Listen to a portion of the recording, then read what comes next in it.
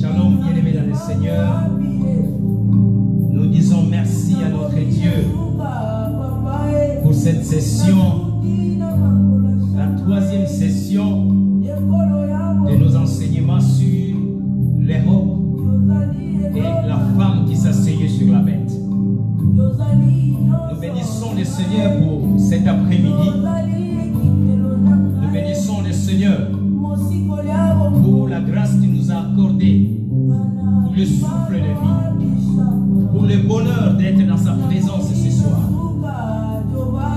Oui, bien-aimés dans le Seigneur, la Bible déclare: les bontés de l'Éternel se renouvellent sur nous chaque matin. Et voilà pourquoi nous sommes là cet après-midi, pour reconnaître cette grâce, pour élever le nom du Dieu vivant, le Dieu qui nous a accordé sa grâce et sa miséricorde. Oui, c'est par son amour, bien-aimé, que nous sommes là. Malgré les circonstances, malgré les difficultés, malgré les troubles que le monde nous impose, mais le Seigneur nous a fait cette grâce d'être là. Merci d'être connecté, bien-aimé dans le Seigneur. Merci de partager cette session en live. Merci Seigneur, parce qu'il a permis que nous puissions nous connecter ce soir et partager ce qui est de sa parole. Oui, bien-aimés dans le Seigneur, soyez le bienvenu, soyez la bienvenue. Bienvenue à tous les enfants de Dieu. Bienvenue à tous les ministres de Dieu. Nous allons prendre une minute, bien-aimés dans le Seigneur, dans la présence de Dieu. Commencez à dire merci à ce Dieu. Oui, nous nous recommandons cette session et tous ensemble, nous allons élever nos voix pour dire merci à ce Dieu. Élever son nom pour cette soirée et recommander tout le reste du temps entre ces saintes et bonnes mains. Nous allons dire à ce Dieu que le Saint-Esprit vient nous assister pendant cette session. Qu'il éclaire, qu'il illumine nos cœurs et que la gloire soit rendue à lui. Que du début à la fin, que le nom de Jésus-Christ soit élevé au milieu de nous. Oui, nous allons dire merci à ce Dieu. Merci pour mon bien-aimé, merci pour ma bien-aimée qui se connecte. Et tous ensemble, nous allons adorer ce Dieu, lui dire merci pour la grâce, merci pour son amour, merci pour sa bonté. Dans le nom de Jésus-Christ, alléluia, nous allons ainsi prier, alléluia. Gloire à toi, éternel de Dieu. Nous venons encore auprès de toi ce soir, Seigneur, te dire merci pour ton amour. Nous venons encore auprès de toi, grand Dieu, reconnaître ta seigneurie sur nos vies. Seigneur, nous venons encore auprès de toi, Yahweh. Oui, pour dire merci pour la force que tu nous accordes. Merci pour la grâce. Oui, au moyen de cette grâce, que nous puissions dire que tu es le Dieu vivant. Qu'au moyen de cette grâce, Seigneur, nous puissions dire que c'est toi qui renouvelles nos forces. Qu'au moyen de cette grâce, Seigneur de gloire, que nous puissions dire que c'est toi seul qui nous suffit. Oh grand Dieu, nous te sommes reconnaissants pour le souffle de vie. Nous te sommes reconnaissants pour la grâce que tu nous accordes. Nous te sommes reconnaissants pour ta miséricorde sur nos vies. Nous t'adorons ce soir. Nous t'adorons ce soir. Nous élevons ton Seigneur. Nous élevons ta grandeur. Oh Yahweh, sois béni. Yahweh, sois magnifié. Sois exalté ce soir. Oui, toi qui par ta divinité, par ta sainteté, oui, par ton amour, tu as voulu, Seigneur, nous rassembler ce soir. Afin que, Seigneur, que par ton œuvre, nous puissions exalter, chanter des louanges, exalter le nom de Jésus-Christ. Oui, le Seigneur de gloire qui vit pour les siècles des siècles. Celui qui est l'éternel Dieu vivant. Oui, celui qui dit que la chose s'accomplit. Oui, celui qui transforme les circonstances. Oui, celui qui transforme l'eau en vin. Oui, celui qui ressuscite les morts. Oui, celui qui change les circonstances. Parce que que tu es le maître des temps et des circonstances. Nous te bénissons, grand roi. Nous t'élèvons, l'étoile brillante du matin. Nous t'élèvons, les seigneurs de gloire. Nous t'élèvons, notre avocat auprès du Père. Nous t'élèvons, toi qui es le chemin, la vérité et la vie. Nous t'élèvons, toi qui as dit, venez à moi, vous tous qui étaient fatigués, et je vous donnerai du repos. Nous t'élèvons, celui qui a dit, avant Abraham, j'ai existé. Nous t'élèvons, celui qui est dit, rocher des âges. Nous t'élèvons, le Seigneur de gloire. Oui, toi qui laisses ton trône avec ta plénitude. Tu descendis sur la terre pour prendre la forme humaine, afin que, oui, par cette forme pleine de divinité, que tu puisses racheter l'humanité tout entière. Oh, nous te sommes reconnaissants, Seigneur. Nous te bénissons ce soir. Nous te bénissons pour cette session. Sois élevé, sois béni ce soir. Dans nos esprits, dans nos cœurs, nous t'élevons. Oui, tu es celui qui habite au milieu de ton peuple. Car telle est ta parole. Là où deux ou trois sont réunis, à ton nom tu es au milieu d'eux. Nous croyons dans cette présence au milieu de nous. Nous croyons à ta manifestation au milieu de nous. Nous croyons, Seigneur de gloire, à ta parole ce soir. Et nous croyons au miracle et à la connaissance que tu vas déverser au milieu de nous. Sois béni, sois élevé. Tu es le Dieu glorieux. Tu es le Dieu puissant. Nous te disons merci. Oh, gloire à toi, bien-aimé, adore ce Dieu. Oui, le Dieu qui nous a donné le souffle. Le Dieu qui a permis que nous soyons connectés, malgré la distance. Mais par le Saint-Esprit, il nous connecte de par le mot, afin qu'ensemble nous puissions élever son nom. Qu'il soit béni, qu'il soit élevé. Dans nos familles, dans nos vies. Oh, gloire à Jésus. Dans nos églises, qu'il soit élevé. Jésus-Christ le Maître. Alléluia. Alléluia. Nous venons encore ce soir à toi, Seigneur. Sois béni dans nos vies. Alléluia. Alléluia. Bien-aimés, nous allons implorer la miséricorde de Dieu sur nous. Que la miséricorde de Dieu vienne sur nous. Que sa grâce surabonde ce soir. Gloire à Jésus. Que la miséricorde de Dieu surabonde sur nous. Et qu'il nous reprenne encore ce soir dans sa présence. Qu'il nous accepte encore dans sa présence. Alléluia. Alléluia. Nous implorons ta miséricorde sur nos vies, Seigneur. C'est devant ton trône de grâce que nous nous approchons ce soir. Avec cette assurance où nous avons besoin de ta miséricorde, Seigneur. Nous avons besoin d'être secourus ce soir dans ta présence. Accepte-nous, ô Dieu. Accepte-nous dans ta sainte présence. Devant ton trône de grâce, ô Yahweh, nous nous abandonnons. Déverse ta miséricorde sur nous.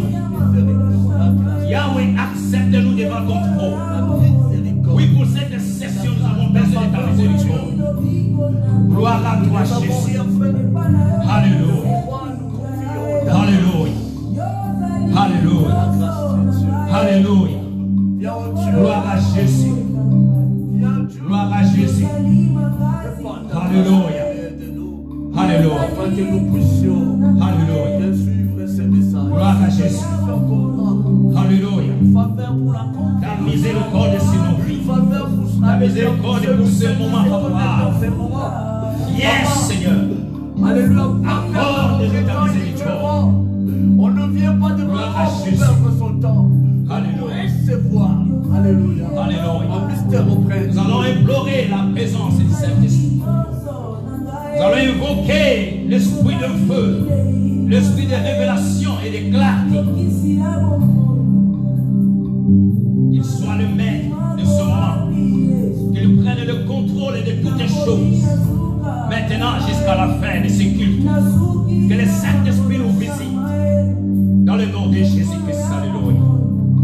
Cher Saint-Esprit, nous implorons ta présence. Envahis ce lieu maintenant. Oui, que ta puissance se fasse manifeste au travers de la parole. Il est avantagé. Yahweh, dans toute toutes les étapes de ces cultes, Seigneur. Parce que si je ne Nous rentre implorons ta sainte présence. le cause Oui, manifeste-toi. pas. Élève le nom de Jésus-Christ. Si tu n'envoies pas les révélations Oui, par la parole de cette soirée, que ta révélation nous soit apportée. Yahweh, donne-nous ta parole. Pour ton ascension Seigneur, qui a permis oui, la que révélation nos du oreilles soient Saint-Esprit. ouvertes, que nos cœurs soient ouverts à la parole, afin que l'unité s'accomplisse. Oui, selon qu'il est dit, que ceux qui ont les yeux et ceux qui ont les oreilles, La Bible dit que écoutent tout ce que l'Esprit dit à l'Église. l'église. Yahweh, ouvre nos oreilles. Saint-Esprit, viens nous révéler ce soir. Saint-Esprit, viens nous orienter ce soir. Saint-Esprit, viens nous parler ce soir. Et que la parole que nous allons écouter ce soir soit vie et esprit dans nos Rempli du Saint-Esprit. Que ma Remplis soeur, ce mon lieu. frère, soit rempli du Transforme Saint-Esprit. ce moment. D'ailleurs, Père, Que la sphère de ton esprit, oh Dieu, chacun de nous prenne le contrôle de ce moment. fonctionner par toi. Que mon bien-aimé, ma bien-aimée, car on suit, Seigneur, dans des milliers de kilomètres. Oui, sois inondé par la présence de ton esprit. Alléluia, comprendre le mystère du temps de la mort. Ce débat qui a Seigneur sur la paix, Seigneur. Alléluia, Seigneur. merci au Dieu Parle. de ce que le Saint-Esprit Yes, Seigneur. conduit. Exhorte-nous ce soir. Certainement qu'il est avec nous. Gloire. Deux ou trois réunis. Alléluia. C'est ton nom, Jésus, tu es au milieu. Alléluia. Le Saint-Esprit est là pour t'honorer. Gloire à Il Jésus. sera glorifié, exalté au milieu de nous. Gloire à Jésus. Alléluia. Toi, le Dieu de force. Nous te bénissons, Dieu Seigneur. de distinction, Seigneur. Merci. Alléluia. Viens et règne au milieu de nous. Que la gloire te Je te soit rendue. donne toute la confiance. Dans le nom La de Jésus. confiance il faut. Car il n'y a que toi qui va régner en ce moment. Pas Gloire et louange à toi, Seigneur Jésus-Christ. Amen, amen. Amen. Acclamons fortement pour la gloire de Dieu. Merci, merci d'être là, bien-aimés dans le Seigneur. Nous passons à un autre moment de notre culte. Nous continuons dans nos sessions des enseignements sur l'Europe et la femme qui s'asseyait sur la bête, Apocalypse 17. Et pendant ce temps, nous allons appeler notre pasteur, le docteur Henri Cephas, quand il va passer, acclamons fortement pour la gloire de Dieu. Alléluia, alléluia, alléluia, alléluia. Hosanna, Hosanna.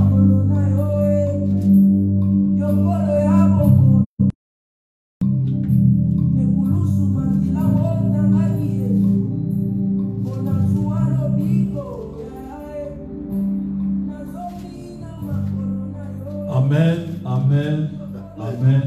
Il est merveilleux. Amen. Il est merveilleux, notre Dieu. Nzambe oyo asangisi biso lisusu na mokolo lelo toyekonetola ye parceke aza malamu. Napesi mbote na bandeko nyonso oyo bazolanda biso na mosika mpe na pembeni.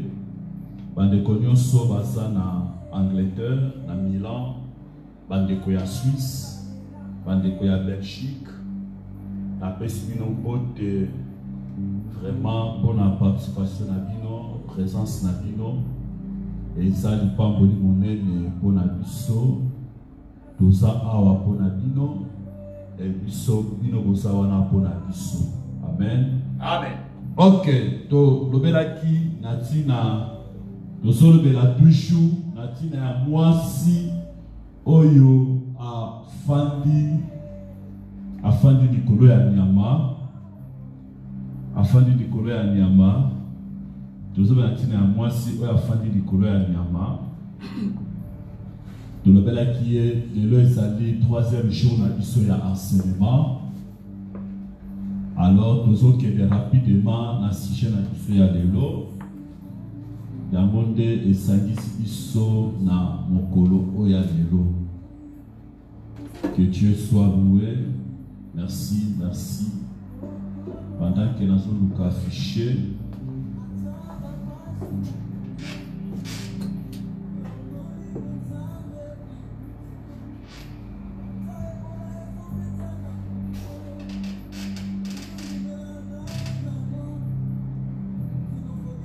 Rapidement, nous allons soulever un Apocalypse chapitre 17.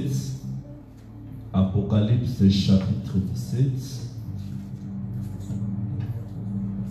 Nous offrons la Bible en livre Apocalypse chapitre 17.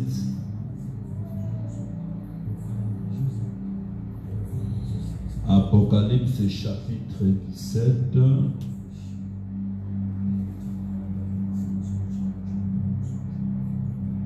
Voilà. Voilà. Apocalypse chapitre 17, verset 4. Après, autant à verset 2. Apocalypse chapitre 17, verset 4. Après, autant à verset 2. Pour ça, il n'a pas eu à nous la mission. Pour ça, la mission lecture, il y a parole de Dieu. Papa Frédéric, c'est la mission lecture, il y a la parole de Dieu, il y a Apocalypse chapitre 17. Apocalypse chapitre 17, verset 4, après ton temps à verset 2. Apocalypse 17, verset 4, la Bible dit ceci. Elle tenait dans sa main une coupe d'or, remplie d'abominations et des impuretés de sa prostitution. Verset 2. Et c'est du vin de son impudicité que les habitants de la terre se sont enivrés. Amen. Amen. Ok, oezali leptik na biso toti kotanga to abrevi yango. Eza leptik toti kotanga yango pe ezali terme na biso ya lelo na tina ya mwasi oyo azomema coupe na maboko na ye. Yango ezali terme na biso ya lelo ya femme oyo azoporte coupe na maboko na ye. Voilà image yango yo, dans la deux images, où ils ont représenté la papauté et la femme de l'Apocalypse, oyo asimbi coupe na maboko na ye. Amen. Dipezolo ba ete mwasi oyo asimba ki coupe na maboko na ye, ezalaki rempli na abomination et de impureté de sa prostitution. Voilà le verset 4. Le verset 2, il était et ça qui n'a fait ya impudicité. Oyo ba habitant ya acteur ba eba iko langwa. Na sepela lango mingi na portique ba lobi ete baza enloquecido. Donc il va sur du boma. Verset à bien ça la portique. Bazui liboma. Alors, na kati ya texte oyo Apocalypse chapitre 17 verset 4, qui na verset 2, on remarque que ezali chapitre moko oyo eza tellement profond. Tokoki kobanda kolobelango, Apocalypse 17 na Apocalypse 13. Et ça, le chapitre, est tellement profond, et ça, la profondeur est pelée. Et puis, et ça, la mosindo est pelée. Donc, on le pour la tango, moko ya moulai, et si nous sommes pour un mois, toujours de la Apocalypse 17, na Apocalypse 13. L'Apocalypse 17, na Apocalypse 13, et ça, la même chapitre, mais. Si on continue à profondeur, on comprend que c'est le même chapitre, mais dans l'Apocalypse 17, on va parler de la femme de la prostituée. Moi, si Oyo a qui coupe dans ma boco naïe, Bible va être apporté qui coupe mon dans ma boco naïe, et puis coupe wana est qui remplit na veille à impudicité. Et c'est là qui remplit na veille à impudicité. Coupe wana. Alors, fait oyo, ezali fait moko très diabolique parce que ceux qui tosongi na mukanda ya Daniel, na premier chapitre, on remarqué Daniel a refusé qui kofanda na table ya roi. Daniel a refusé kofanda na table ya roi. Pourquoi? Parce que na table ya roi, la table à roi, on peut remarquer Daniel a refusé de faire la table à roi parce que na table ya roi et ça là que sika va proposer qui Daniel fait ya impudicité. Bible était le col à Daniel aboya qui kofanda na table du roi. Daniel a préféré qui amène la vewanati. Daniel a refusé fait à Babylone, a refusé fait à palais royal. Daniel a préféré naïe à la bande à table ya roi et puis a préféré qui naïe alia ndunda. Ndunda ya pamba o Daniel a préféré qui a oya qui fait wana oya Babylone. Et Bible solo ba ete ba oya ba fanda qui na table ya roi. Na Daniel ozalaki kolia ndunda différence ezalaki makasi. Pourquoi? Parce que tant que Daniel ozalaki kolia ndunda azalaki ko se réjouir, mais bandeko oyo bazalaki participer na table ya roi bazalaki komela vin ya roi, bien aimé, résultat na bango ezalaki négatif. Alors le même vin oya Babylone dozo retrouver yango likolo ya mwasi oya memi coupe. Il y a moi si on y a mené coupe. Alors, fin na Bible ils ont représenté ni. Na écriture sainte du fin ils ont représenté ni. Prêtez attention bien aimé. Au cause de la peine na mukola lelo. Na écriture fin ils allaient qu'on représentait vie à Christ.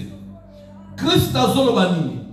Alors bi était ngai nazali nzete ya vie. Christ mtazulu babumbo alors bien tenga na zali nzete ya vie. Alors vin ezali ko représenter vie à Christ.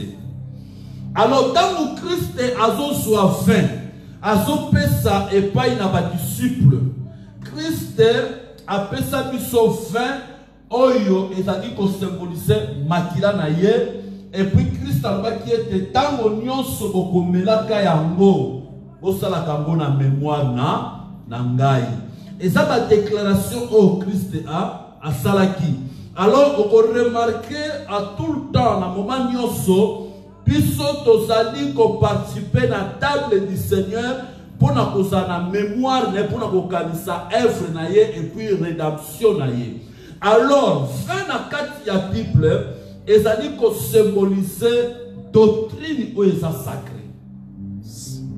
Et ça dit qu'on symbolise doctrine ou est sacrée. Fin la carte de la Bible, et ça dit qu'on symbolise doctrine y a apôtre. Et ça dit qu'on symbolise doctrine y a apôtre. Alors, dans la Bible, ça dit qu'on parlait natina y a femme prostituée, oyo apporta qui coupe na maboko na ye, et puis la carte de la coupe na ye, et ça dit qu'on sopana. Vin est qui tellement rempli et c'est là qu'il sopana et zewana est qu'on représentait doctrine où est là qui sainte et puis doctrine où est défiée. Amen. Amen. Alors vin où femme a porté la coupe naie coupe est qu'on représentait ma principe.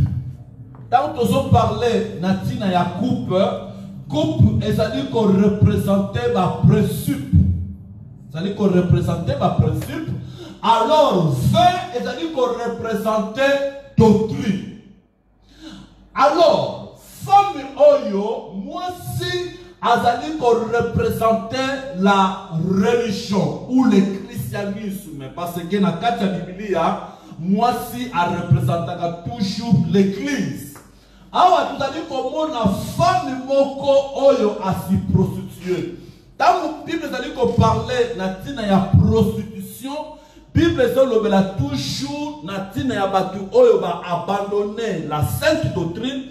Natina ya batu oyo ba abandonner nzambe ba komi ko sambe la banzambe mususu. Ya mwana Bible ça ma femme oyo a sa prostituée parce que femme oyo azo sambela ou femme oyo ou azali ko représenter l'église a si prostituée et puis azali ko sambela banzambe mususu. Alors na ba principe vous allez ko représenter coupe parce que coupe azali ko représenter ba principe. Christ azolo ba ete oyo alingi Oyo alingi ala nangai, il faut accepter comme la coupe oyo ngana osalini na komela. Amen. Amen. Alors, coupe ça dit qu'on représentait ma principe, fait ça dit qu'on représentait doctrine. Alors, ça dit qu'on a femme moko oya mati, oya fandi likolo, ya seti colline. Oya ça dit qu'on se retrouvait na kati ya ville moko, na kati ya mboka moko, et ça dit mboka moko ya mukie. Mais mboka ngo ezali ko se retrouver na kati ya mboka mosusu oyo tobengi Vatican baza na drapeau na bango baza na drapeau na bango baza na ba ambassade na kati na bango parce que tango nazwaki grâce ya kokende na Vatican namonaki ba ambassade nyonso ya monde ezali kati na Vatican ezali pays mobimba président na yango ezali pape ezali vraiment très organisé. Amen. Amen. Alors, dès que la solo va être 20, c'est-à-dire qu'on représentait doctrine.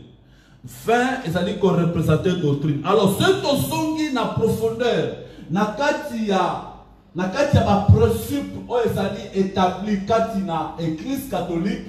Et puis, ce qu'on continue na katia doctrine na bango, donc on remarque ezali doctrine oyo te ba apôtre batikaki. Et ça dit doctrine de Pierre, na Paul batikaki, awa et ça dit doctrine mususu. Et ça dit doctrine oyo ya impudicité, ya séduction, oyo et kontakati na église oyo. Amen. Amen. Et ça doctrine c'est très compliqué. Et na kati ya ba dogme wana, na kati ya doctrine wana, on peut remarquer ba principe eza mususu.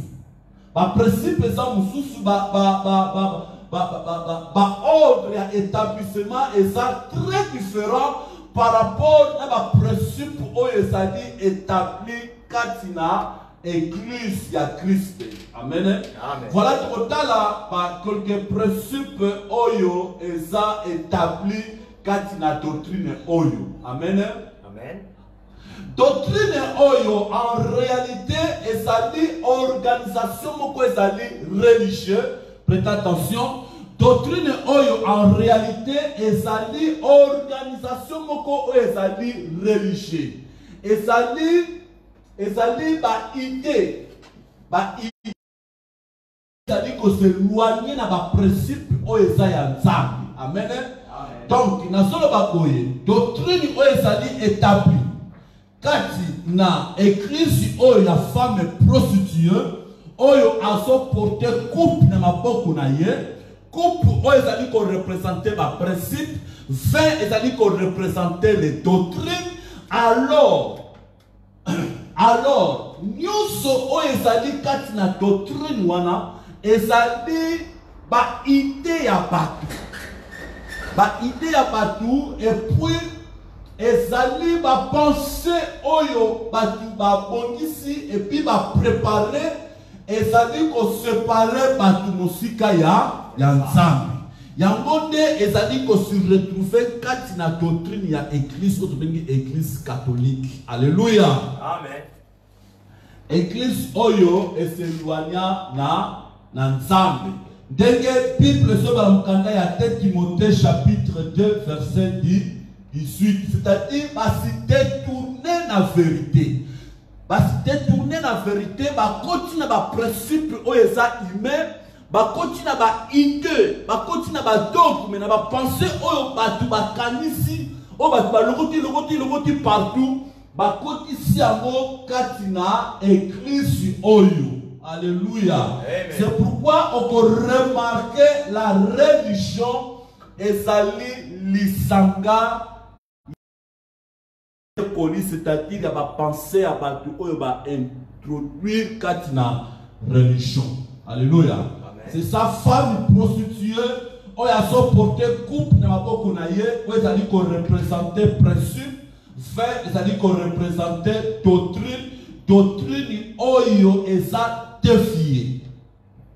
Yango ils allaient représenter la femme oyo azali monter sur la bête. Alors, na kati ya doctrine na bango, na kati ya ba dogme oyo zali ba pensée des hommes, ba idée ya batu, oyo batu ba organiser, oyo batu ba penser, baye kokotisa yango kati na église oyo ba apôtre batikaki na kati ba idée na bango bakoti na détournement, c'est-à-dire balongwe na présence en Nzambe bakoti na ba pensée ya batu et puis batie ba principe na bango ba dévier oyo ezali les doctrines saintes. Amen.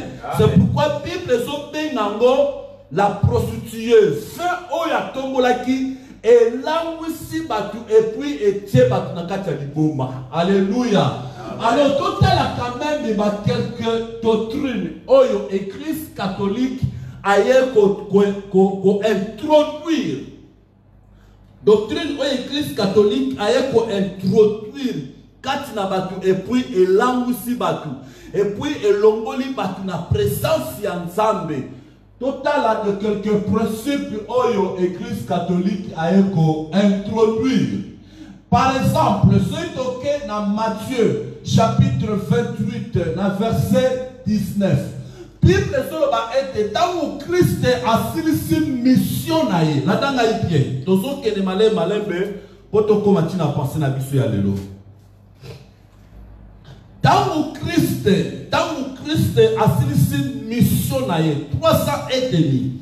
Christ tangu azalaki o mata ba parole au Christ a déclaré qui pour na ko bénir ba apôtre ba parole yango na point 1 Bible le dit était Christ a dit était baptisé au nom du Père, du Fils et du Saint-Esprit.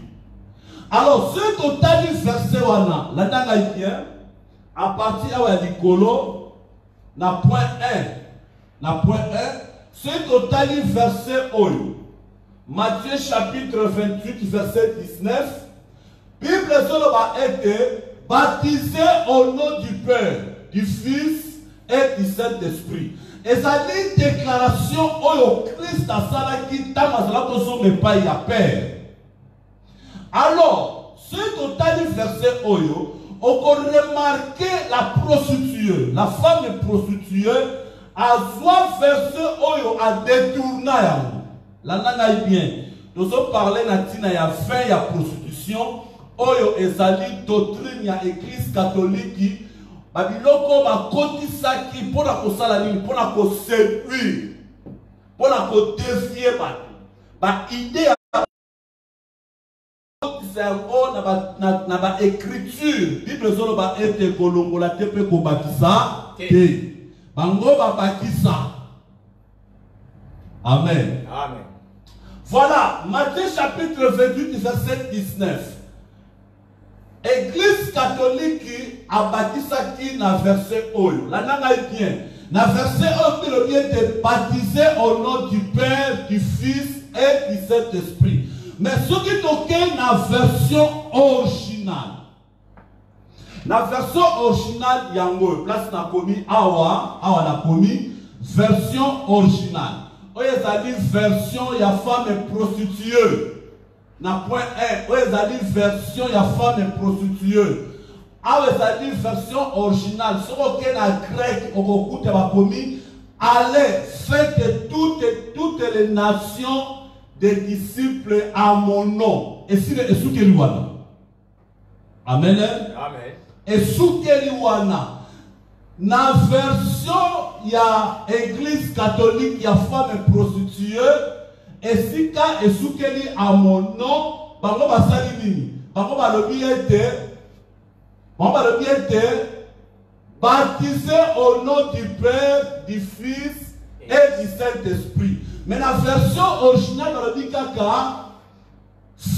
allez faire de toutes les nations des disciples à mon nom. C'est tout. Même les termes baptisés, la version originale des athées, même le nom du Père, du Fils et du Saint-Esprit, la version originale des athées. Pire de ma solo ba ezama kambuya solo. Ce qui ok ko vérifier la version originale au peut sangai raison. Yes. Lucas version originale au peut sangai raison ma nazo loba. Nazo fabriquer et l'autre mon côté. Amen. Amen. Alors, ce qui version originale, où est-ce fait la femme prostituée. La nana est bien. Nazo expliquer 20 ya femmes prostituées où ils ont dit qu'on séduire l'humanité. Où ils ont porté l'humanité na perdition. Amen. Amen. Alors, na kati ya 20 ya femmes prostituées, à Salanini, dit kolongolate ko baptisé, mais Salanini a baptisé. Alors, raison nini la femme prostituée a sali na bon verset oyo. Pourquoi la femme est prostituée a baptisé au nom du Père, du Fils et du Saint-Esprit? Pourquoi la femme est prostituée a baptisé au nom du Père, du Fils et du Saint-Esprit? Mais entre-temps, dans la version originale des athées, Jésus a fait la déclaration à la vie. A fait la bien-aimé. On peut remarquer les noms qui sont baptisés au nom du Père, du Fils et du Saint-Esprit. Et ça lit doctrine où fait la femme prostituée. Et ils ont séduit le monde. Même l'église y a réveil. Même les protestants. On peut remarquer les noms qui sont baptisés na combo ya Père, Fils et Saint-Esprit. Mais la version originale, Christ a le baptême qui na combo ya Père, ya Fils, Père et Saint-Esprit. Christ a le baptême allez faire de toutes les nations des disciples à mon nom. C'est tout. Et c'est là que les dernières paroles, oh, Christ a le baptême na kembonaï. Amen. Alors, la femme est prostituée, la femme est prostituée en réalité, Azalaki n'a pas ça à introniser, c'est-à-dire à cause de sa doctrine moko. Azalaki n'a pas ça à cause de sa doctrine moko. Et doctrine aux femmes prostituées à cause de sa bien-aimée. Et ça n'a séduction ma casse. C'est pourquoi vous remarquez, même dans l'église, il y a refait, bien aimé, tout ça n'a quelques leviers. Où ils allaient à faire la femme prostituée. Maman solo. Yes. Alléluia. Amen. On peut remarquer dans l'église, il y a refait, les protestants. On peut remarquer tout ça, il y a quelques leviers où ils allaient à femme prostituée. Et ça n'a séduction pour ça. Et séduire même l'église qui a réveil. Et séduire même les protestants. Les lots ont remarqué et dans ce femme, il y a au nom du Père, du Fils et du Saint-Esprit. Et ça a introduire doctrine moko. Doctrine doctrine ya Trinité. N'a dit qu'on a choqué. N'a dit qu'on a choqué.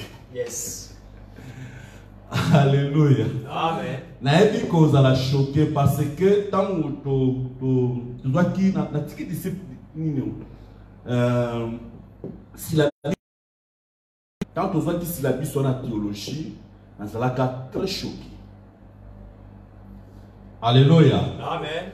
Alors, intention contient nom du Père, du Fils et du Saint-Esprit, et cela qui a pensé.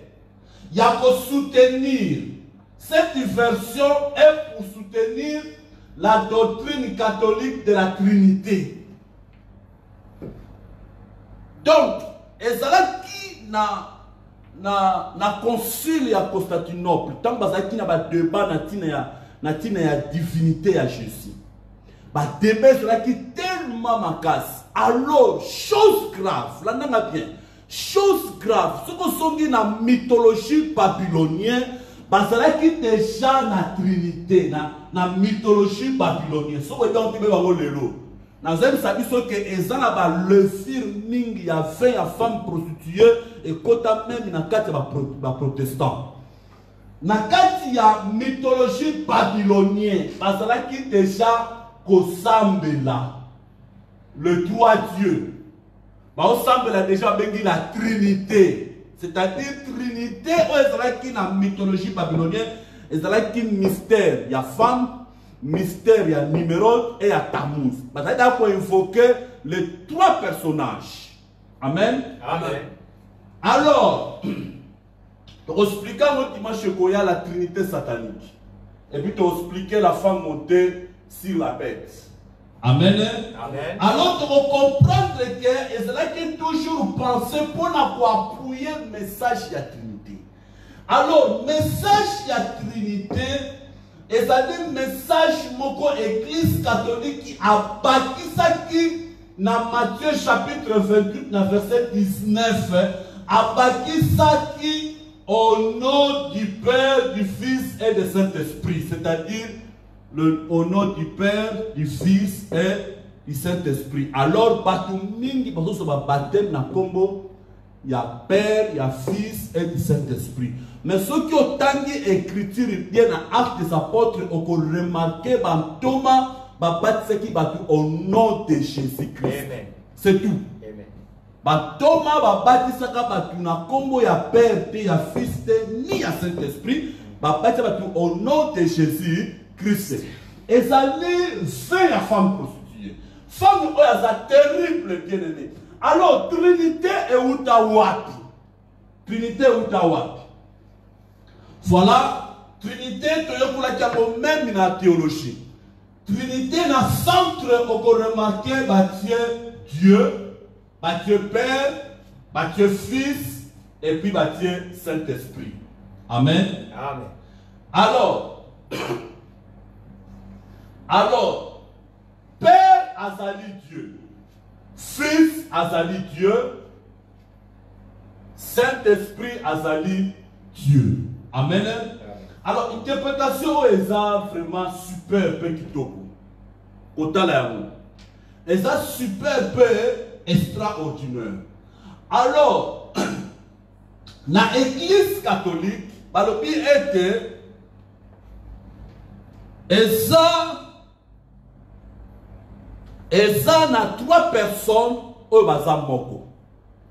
Alors, Moutaya qui n'a pensé à Trinité, Azali, un catholicien de Napoloba, Yéyu. Comme on a dit, qui tortillait. Yémoutou, qui n'a pensé à un message de la Trinité. En expliquant au clair, et puis à côté de ça, qui a autant de débat, et ça qui m'a cassé, Azali, un grand théologien.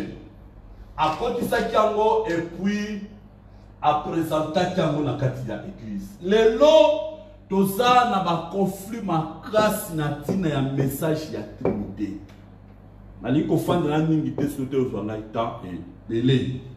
Bon, ceux qui osent croire dans le message de la Trinité, et ça problème de, ngai n'a croit plus dans la divinité. Amen. Et dans la divinité, Nzamba se manifesta comme Père dans l'Ancien Testament. Dans le Nouveau Testament, Nzamba se manifestait dans la forme de Fils. Amen. Et dans le temps de l'Église, Nzamba se manifestait comme le Saint-Esprit. Alléluia. Alors, ngai na croyaka plus na divinité. Et na divinité Nzamba n'est qu'à moko. Mais à travailler dans 3 fonctions. Alléluia. C'est comme le corps humain est constitué dans 3 parties, dans corps, dans âme, dans esprit. Bien aimé, ce qui est esprit et le moins dans corps, aux nul et sans effet. Ce qui corps est donc disparaître. Alors, l'homme a composé dans 3 parties. C'est la même chose. Notre Dieu a manifesté dans la divinité. Nakati ya bonzambe na ye a se manifester comme Père, a se manifester comme Fils, a se manifester comme le Saint-Esprit. C'est un grand mystère. Oyo intelligence humaine et kotikala pour comprendre yango. Amen. Amen. Mais ce qu'on se croit dans la Trinité, c'est un problème de, mais ngai personnellement n'a préféré plus n'a parlé de la divinité que la Trinité parce que na yebi source nango. Place bandera qui na place utaki. Amen. Amen. Le terme de Trinité et à Kokota après. Alléluia. Amen. Voilà la femme prostituée ayaki comme la biso o ezaba souci. Donc il était dans le but nzamba zaka yemoko Père, nzamba zaka yemoko Fils, nzamba zaka yemoko le Saint-Esprit. Alors eza les 3 périodes de manifestation ya nzambi. Dans l'Ancien Testament, a manifesté qui comme Père, dans le Nouveau Testament manifesté comme fils, Nathan de l'église, Nathan Abisso a se manifesté comme le Saint-Esprit. Amen. Amen. Voilà.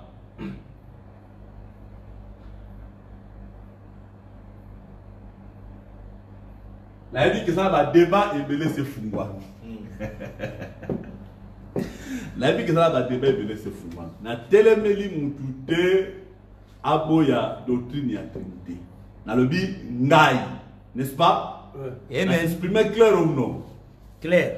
Na dit ngai na préférera plus la divinité. Pourquoi? Parce que na source on a épédi. Et puis, même le judaïsme, parce que Sali et Outé pas ya juif, même le judaïsme va croire na terme de Trinité. Yes. Ok. Que Dieu vous bénisse. Alors, rapidement, tout ça toujours, na kati ya 20, il y a femme prostituée, pour tout ça il attend, tout ça sa pensée, il y a le lot, pour tout conclure, Nicolas Koya. Amen. Amen. Ok. Na point 2, na année 400, bayeba qui ko introduire qu'il y a prière pour la mort. Et puis, na sini ya quoi na l'heure. C'est-à-dire quoi? Na année 400, na so parler na tina ya 20 ya femmes prostituées. Badiloko oyo bakoti si na kati ya doctrine et puis femme a commis prostituée parce que azoko adoré ba pratique ba idée oyo ba yena yango oyo eza libanda ya doctrine oyo ba porte ba tikaki na année 400 ba yaki ko introduire prière pour la mort et signe ya croix, c'est-à-dire signe oyo ba catholique ba sala wana ba yaki ko introduire yango na année 400.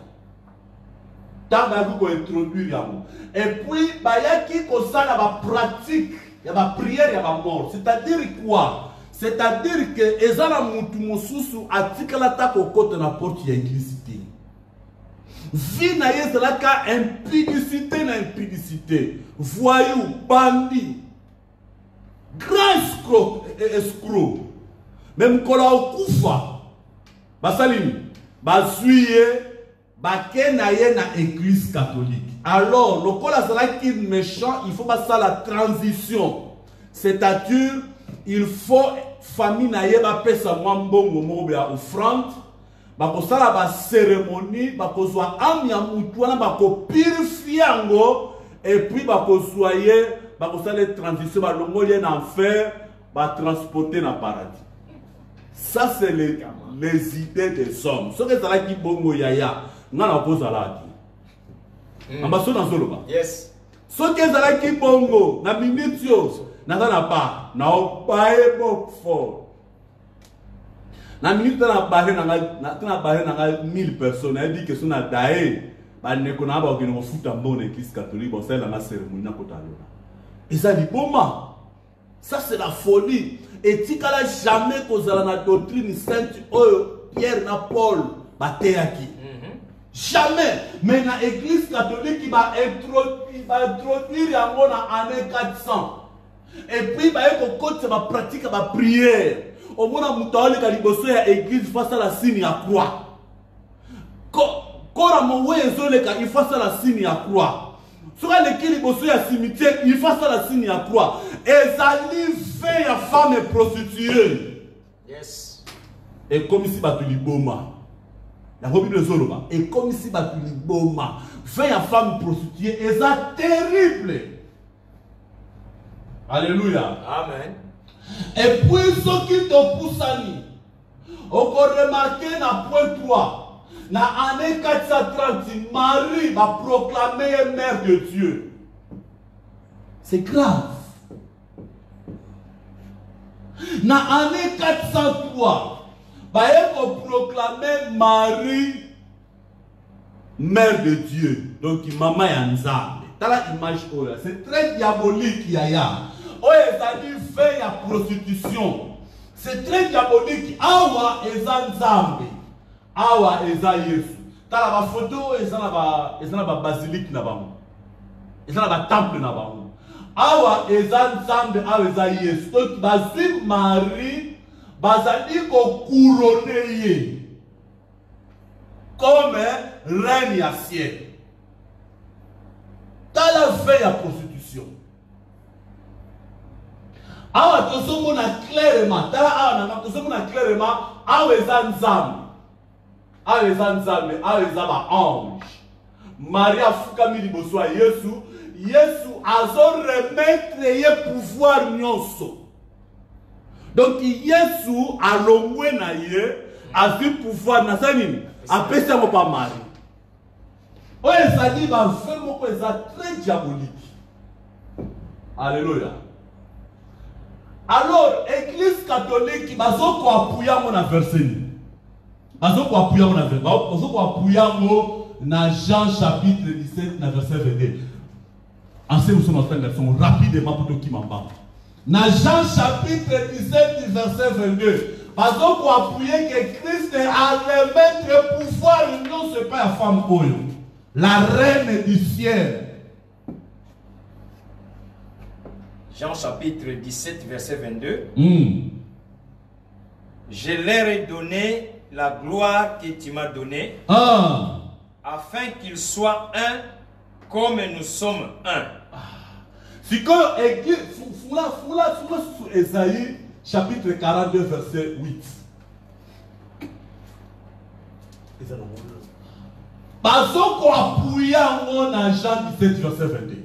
Parce que Christ a remettre le pouvoir nyonso. Ça c'est diabolique. Esaïe chapitre 42 verset 8 Malobini. Je suis l'Éternel, c'est là mon nom. Et je ne donnerai pas ma gloire à un autre, ni à mon honneur, ni mon honneur aux idoles. Bible est claire, yaya. Bible le bien te nzamba ko pesa ka gloire na yete et pas ya mutu mosusu te. Mais Église catholique par le bien te Marie soit pesa qui est pouvoir nous comme reine du ciel. C'est pourquoi Église catholique ba comment ko sambela ye. Marie est beaucoup tout le temps où ange Gabriel a dit, mais t'as la déclaration Marie Aloba. Hein? Aloba était colo le coumeson n'est pas parce qu'elle n'a vu sali. C'est terrible vraiment. Ça c'est la séduction. Fin oyo et so peut ça va tout troubler. Et peut ça va tout troubler au sakanate fin oyo. Amen. Amen. Alors, tant que nous sommes rapidement dans l'année 608, et ça qui début de la papauté, le titre de papauté.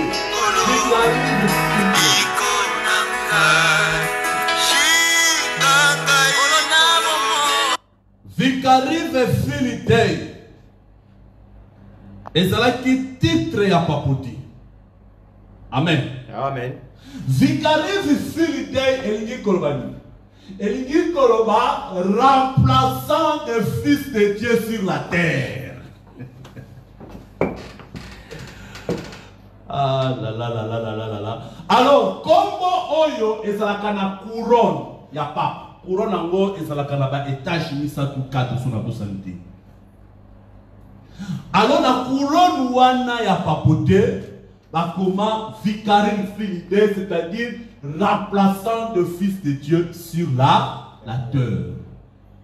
Alors, dans l'année 608, et il y a qui kobanda le terme papoté. Oh, dans Mukanda, il y a Matthieu 23, verset 9. Bible Solobani. Bible Solobani.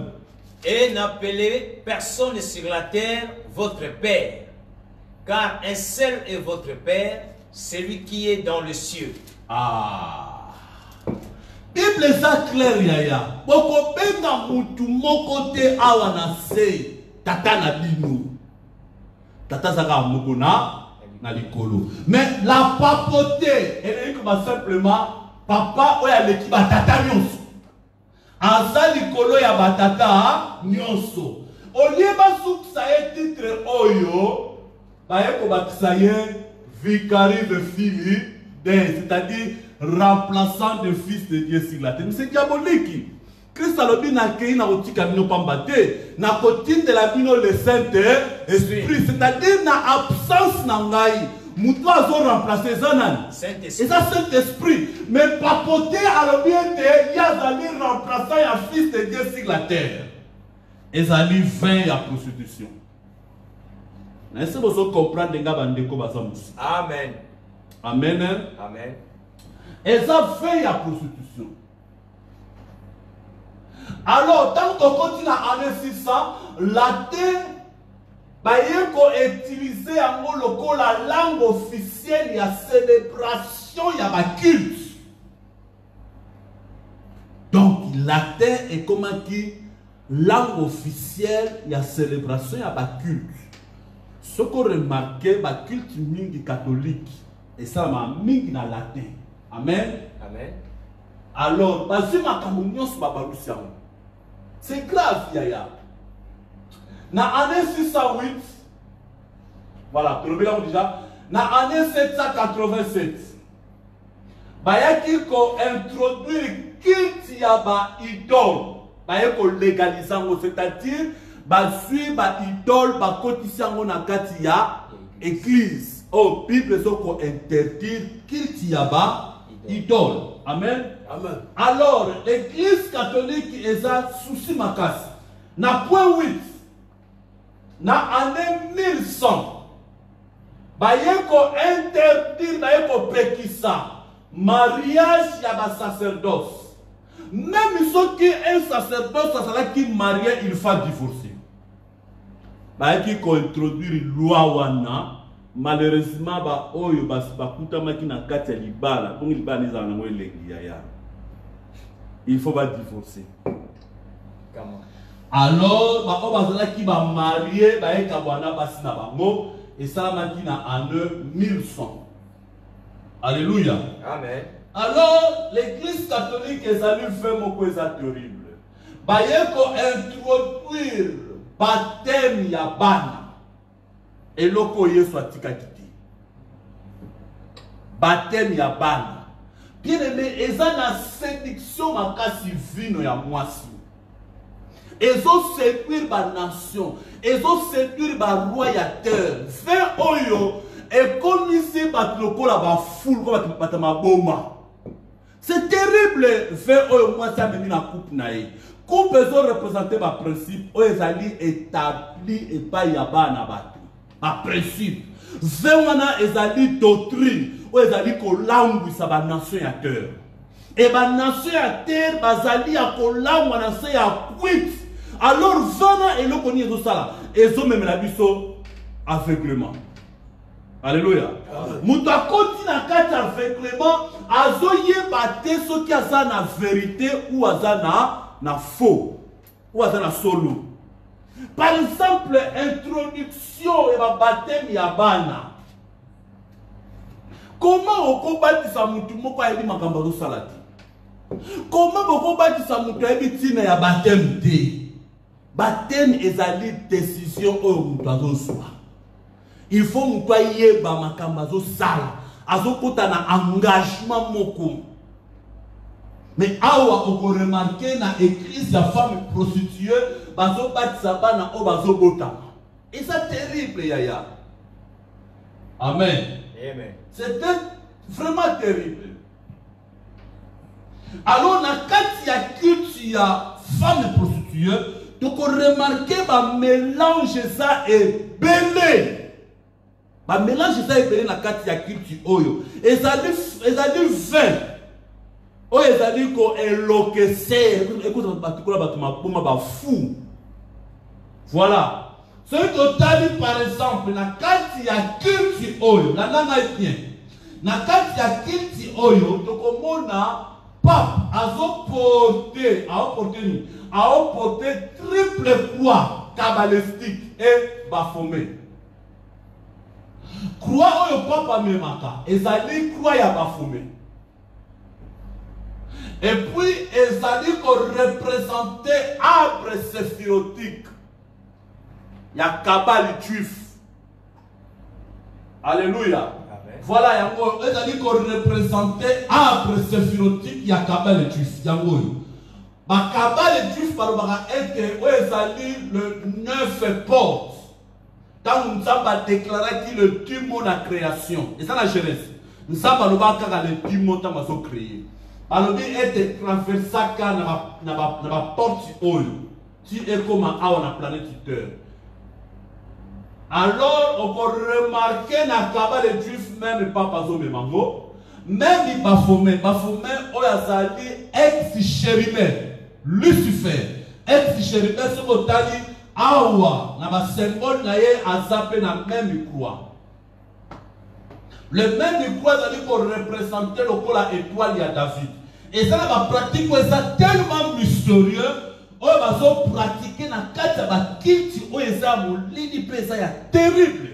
Alors ce qu'on a dit même dans la franc-maçonnerie, ce qu'on a dit, on peut utiliser le même symbole. On a dit représentant ya franc-maçon, chef na bango yé. On va représenter bango pour le moment. Alors ce qu'on a dit na ekotunaye azo porter symbole ya nini, symbole ya quoi ya Baphomet. Il y a arbre séphirote. Azo porté yango. Voilà. Ce qu'on a dit au moment partout, et ça na chapeau na ye.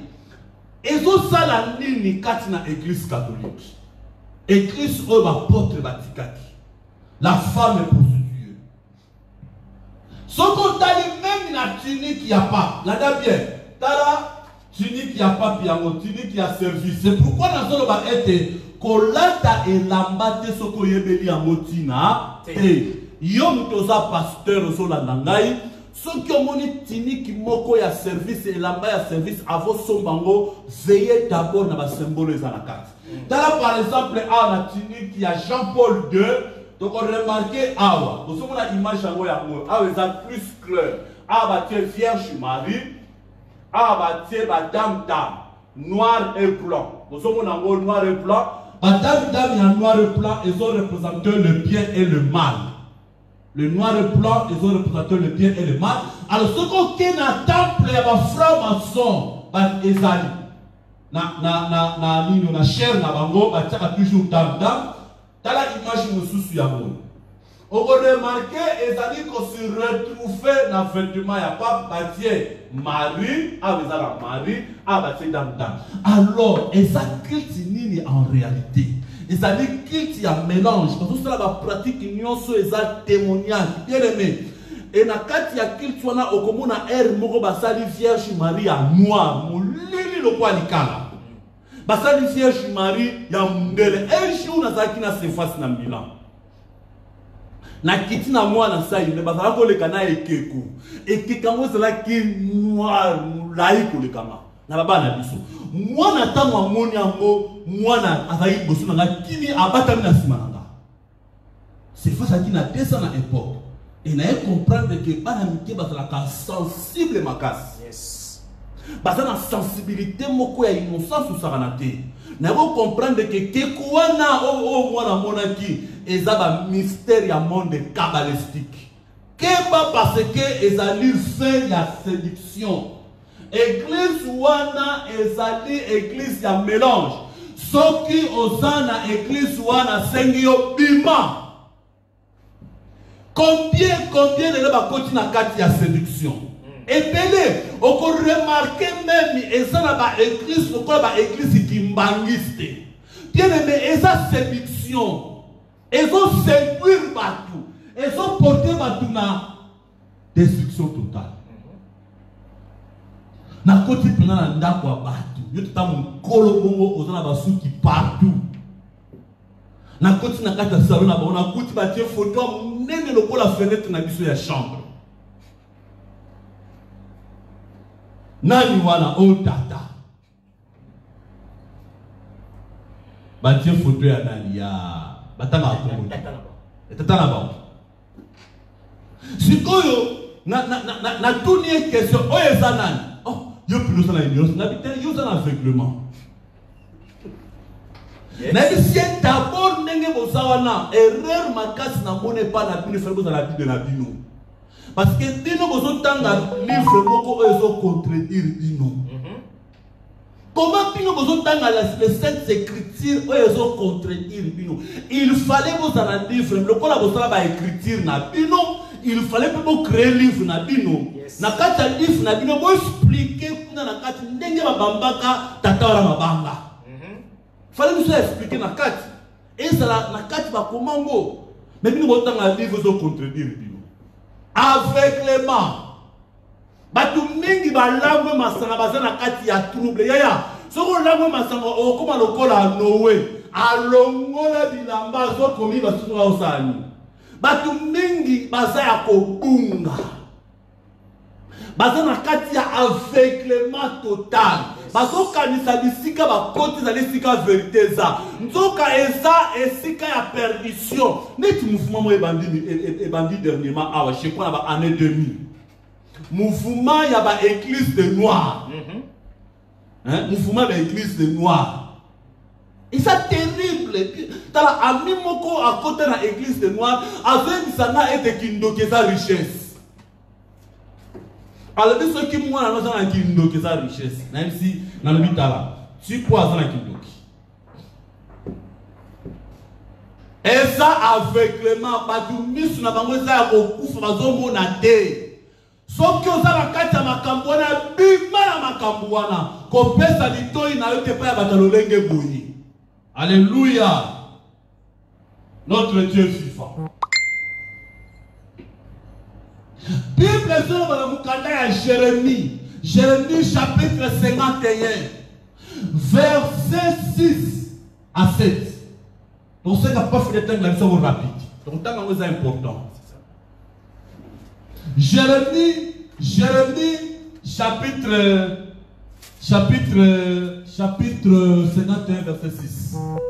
Jérémie 51 verset 6. Verset 6. La Bible dit ceci. Voilà, moi le tableau. C'est bon. Voilà. Fouillez. Est-ce que chacun sauve sa vie, de peur que vous ne périssiez dans sa ruine. Car c'est un temps de vengeance pour l'Éternel. Yes. Il va lui rendre selon ses œuvres. Babylone était dans la main de l'Éternel une coupe d'or qui enivrait toute la terre. Les nations ont bu de son vin. C'est pourquoi les nations ont été comme en délire.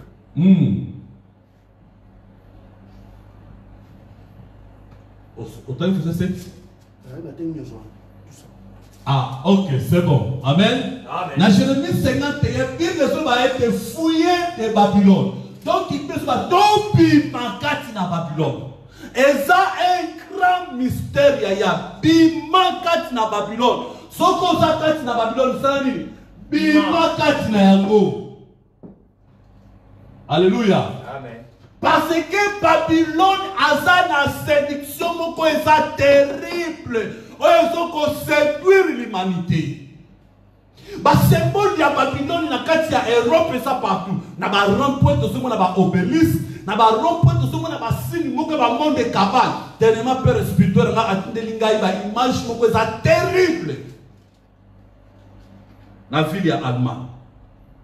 Et ça ba signe bello ça tellement démoniaque et diabolique. Il y a beaucoup remarqué qu'il y a Babylone. Et c'est vrai qu'il y a sexualité. Il y a beaucoup remarqué en Europe. Tout ça a un problème. Il y a séduction totale. Bamabala est stable. Bana mikie o bazo kota na fri na ba 18 ans bazana kati ya bouluyeki.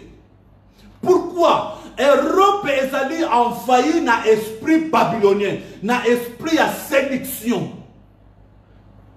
Tant que Grèce a fait comme empire, tant que Rome a continué comme 4e empire, tant que empire Grèce est quoi? Et là qu'on y est salamaki. Rome a créé qui na Grèce a soit qui philosophie na bango, a soit qui religion na bango, a soit qui va biloko na bango nyonso. Aïba ko introduire la mokati na empire romain. Yango to ko remarquer Europe d'aujourd'hui. Et ça, Europe, moko ezali envahi na kiti ya Babylone, na kiti ya séduction. Alléluia. Amen. Même le Christ Yemoko a le bien dans Matthieu chapitre 24, verset 4 à 5. Christ a le bien. Yesu a répondu, il dit, prenez garde que personne ne vous ait séduit. Yesu a été tous à la prida moutoumoko ta séduire biso. Awa Christ a parlé les événements du temps de la fin. Bamakambe ko sala manami konasuka. Christ a dit tous à la prida moutoumoko ta séduire biso. Alléluia. Amen. Et puis personne va être dans dernier temps. Va te belé va cause la séduire. Beaucoup de gens. Alors, bamakambo to vivre le yaya. Séduction est comme ma casse. Surtout à la kati ya Europe, comme ma maman, moi c'est libala a ebi valeur à libala. A comment de la libala tant à bengali mobali na. A bengali mobali na ye atikali ye moko. A la komi ko koti sa libali na ndaku lokola nini yo. Ba défilé de mode. Alléluia. Amen. Nalingina yebisa yo keba toza na continent moko esika séduction eza makasi. Oh ngana botama na poto ngana za mwana poto yaya ngana za pire africain mwana ba Congo. Et ba Congo baza na vraie culture ba hébreu. Culture biblique. Ya ba Congo baza na. Alléluia. Amen. Moi muke ba italien baza mu. Alléluia. Amen. Bien-aimé, comme il compte s'attendre à Makambo au siècle présent et comme maillot na perdition, monde des alliés a envahi na esprit à séduction. Esprit à séduction est tellement macasse. Alléluia. Amen. Voilà les quelques points pour la séduction. Tout ça la séduction, moko zali séduction moko sentimentale. Alléluia. Amen. Nous devons garder dignité na yete. Amiko disi na ba sentiment ba makambo ekoleka. Tozali na deuxième point. Séduction na séduction religieuse. Ezali ko détourner par na chemin o eza droit. Na chemin o eza ya nzambe. Surtout na temps o tokomi. Il fallait pas kutana ba tous les 14 mai. Les 15 mai ou les 14 mai. Il fallait kutana na ba dénomination no so religieux. Ba solula ba préparer ba bengi écuménisme. À cause du coronavirus, ba zui ba renvoyer ngo ba tiango le 11 novembre. Bien aimé, séduction religieuse est tellement macasse. Batu mingi ba kotina ba aveuglement. Batu mingi ba zo mona musikate. Batu mingi ba zo croire place où azali sika vérité zali. Et ça séduction. Alléluia. Amen. Et ça dit séduction na tuna tata moko. Siko muto bo sambe la kawana.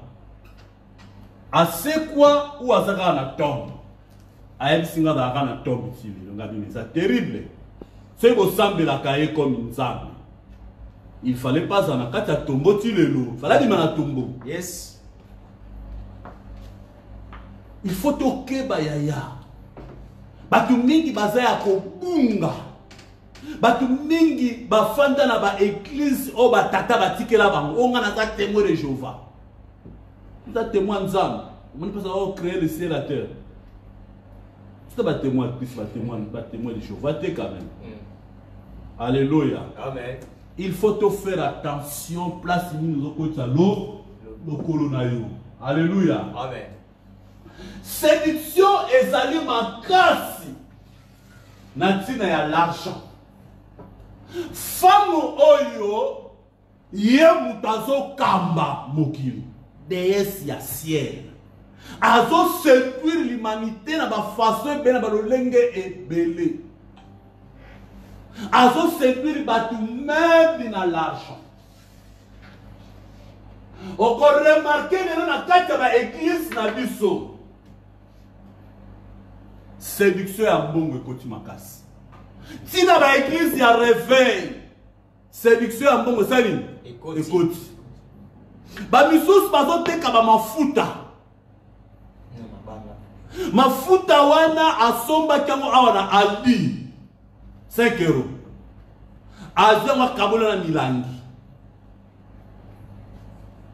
aoteka na mulangi moko 10 euros aolekela soki fois combien koleka kutu valeur ya mulangi ya sombaki mamba sona solo bayaya natikalaki komona place moko te yesu aoteka mafuta na kati ya église ni ba apôtre Jean apôtre Pierre balobi ete tosana or te tosana l'argent te oyo tosana ngo ezali kombo ya Yesu lève toi marche elingi koloba nini elingi koloba ete Pierre alobaki na biso na kati ya église or na argent salini ezalaka te seulement le nom de Jésus. Alléluia. Alléluia. Mais lelo na kati ya église on remarquer au moins la sobi mo mulangi moko ya mai carte mo mulangi mai ma combien de bouteilles na kati mo na 12 bouteilles. Ba mona na 12 bouteilles wana asombe ko le mususu 3 euros ko mais aotika na bouteille moko 10 euros. Ça c'est l'escroquerie. Yes. Ambaso na zoloba. Ngai Henri se face na kotika la osala yango te. Eza séduction, consacrant mbongo te, mbongo ezali ko séduire même les politiciens. C'est tout ça le problème de se retrouver en Europe. Et ça va te mettre ma cravate. Elle va pas frère. Bateau va la ta cravate. Bateau va français, belé, anglais, belé, portugais, belé. Azupima mallette mo asimi lokola diplomate mo. Azon mangona maboko babandi bakuluner bango batu bazo créer batu ba souci ya somo basona zoloba soki migration ya Afrique tout ça la mingi na ba pays o ya libanda eza parce que bato batela biso na ba poste ya pour gouverner ba mboka na biso yaya so otali omoni alata cravate alata soki nini ba français belé mais bandi voyou na otanga komboti pour la ngana ba politique té. Yes. Mais eza na mboka moko na Afrique nombre de population à terre ya mboka ezali 32 millions. Et na 32 millions ya nombre de population ya mboka wana richesse so eza kuna yaya bata mboka na bakosala te bakosala te faut ba fanda na bandaku l'état azopesa ba mbongo chaque mois. Mais le coup la bateau va être ba cravate ba coulouner ba tela biso ba ngoli boso yaya ba créer les soucis. Pourquoi ba misos ba zo luka sus ba million te o dala mbongo e perza ba conteneur ba mbongo okinango wapi o sa nango nini ba misos ba longo na niveau ya ba million on a ngasa ba fortune après tout a tout ça li fortune. Alléluia. Amen. Tout ça, na kati ya séduction o eza terrible. Séduction ezali ko envahir ba église na biso. Ezali ko envahir ba na nzambe. Ezali ko envahir ba mariage. Ezali ko envahir même jeunesse ya lelo. Na kenda ote à quelque part. Na note à quelque part. Ndakinga na gete atina père spirituel na ngai atina contact na gete à quelque part tango na gete akuna na tesili na suka batenga liboso bazui ba kaze ya ba coca ya ba jus d'orange batenga na liboso ngala bana kopambola bato na pamboli yo opesi ngai 200 kwanza na pesi yo mulangi moko ya nini ya ji na bina boyi na boya na bina boyi. Yes. Na ni pola dina sa muyimo sala ngati na boya yaya Et puis, ce qu'on t'a dit, c'est ça kwanza wana. Et ça t'a valeur wana ti. Nzambe akotuna biso. Amen. Séduction est tellement makasi na ndenge ya grave. C'est pourquoi Bible ont parlé de la séduction à monde. Dans 1 Jean chapitre 2 verset 15. Bible a été ne aimez pas les choses de ce monde. Pour être nion ce zakati na ngoutie pas na nzambe. Comment les loba na nzambe? Moko lobi na ngai o Yesu ayana nute. Pour nga na toni ndaku na Afrique. Ça c'est la folie. Moko lobi que Yesu ayana nute pour nga na comme les États-Unis. Ça c'est la folie. Bana nzambe baza séduit na makamba mokili oyo. Biloko mokili oyo koleka na makambo na yango. Biso, il faut tous s'attacher et pas dans nzamba bon moi. Alléluia. Amen. Donc il a souka pour tout souk ça la biso. Le lot de koma kaka. To continue kati ya séduction ya nini? Ya ba kombo. Onga ifuna sala kombo. Eza esprit à numéro. Eza molimo nini? Esprit à séduction. Tala. Numéro dans Genèse chapitre 11 verset 4. Alors bien, et faisons-nous un nom. Numéro di atonga ka tour de Babel pour ça la combo. Lele komata ke non ngai ndenge na sabo ye na sa pasteur fura ça la combo na liège. Molimo numéro. Alléluia.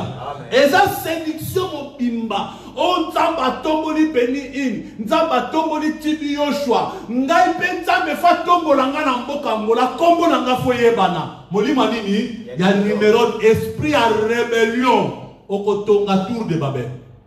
Nzamba okwesa mo un jour. Alléluia. C'est pourquoi les noms baza tellement séduits. Balati ba kombo moko pona ko intimider batu. Yo kombo mutami pesi mokonzi wa yango. Moussous alobi azali archbishop. Donc Moussous alobi azali souverain pasteur. Ambasona soloba. Batu balati ba kombo. Moko azote alobi ete soki bayeba ki nzambe. Nanzela ya beni inzamba kosala biso ba ikol na mboka oyo. Tukosala ba kombo na mboka oyo. Mais ça c'est diabolique. Et ça esprit à séduction ya numéro. Femme oyo azali ko séduire même l'église protestante. Même l'église à réveil. C'est pourquoi il faut tous à la prudence. Tout compte à la mouvement nyoso te. Yo wana osombi biyoke imbangu. O ezana prophète moko na Kinshasa kuna. Azo prier pour na batu. C'est tout ma maman. Basi mabale kufi bongo papa Freddy. Et faire Kolanda ka ba prophète. Yes. Ba lali basini. Ambaso na zoloba. Amen. Et faire Kolanda ka ba prophète ba nzamba moni nzamba lobini ni ponanga. Que bande comme moi si. Ba o beto prophétie moko o popo te funa coucher na. Oh, nous avons un problème. Nous avons un famille na bino. Mais nous avons un problème. Ce n'a pas collé ma fouta. Parce que ma famille est comboté. Bilanda landa. Oh, quand on a tiné le mot, on a dit un clair. On a dit lili le bois de kala. Keba.